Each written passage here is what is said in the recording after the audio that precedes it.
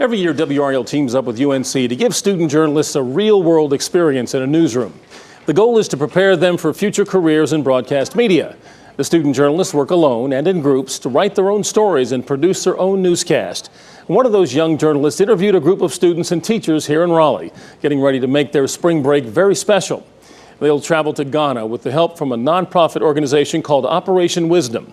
Leandra Larson explains their mission and what it means to them.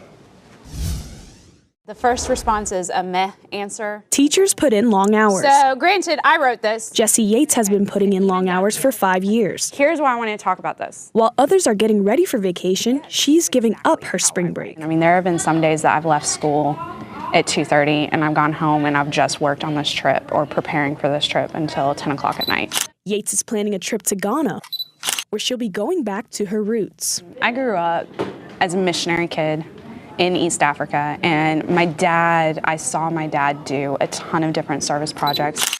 I told my dad, when I grow up, I want to do this. I want to bring Americans, and I want to make sure that they're doing it the right way. And I was only 9 years old. The adventure begins here at Heritage High School, and in a few days, over a dozen students will join Miss Yates on this incredible trip to Ghana. I feel like this trip is a really good opportunity to not only learn, but be active in something that you're passionate about. It's Arfin Warwich's first time on the annual trip to Ghana. I feel like learning about the culture of the trip was the biggest thing that I'm going to take away with me. I did learn a lot. Jenna Weaver's experience last year has her ready for more. Now I know that I have to do that. It's not just something that I want to do or that I might do. I have to travel more.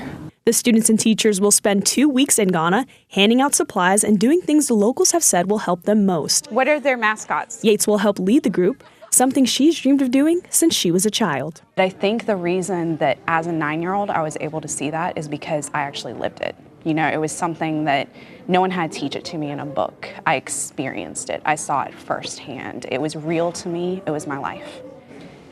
What a great story and a fabulous job. That's Leandra Larson from the University of Florida reporting.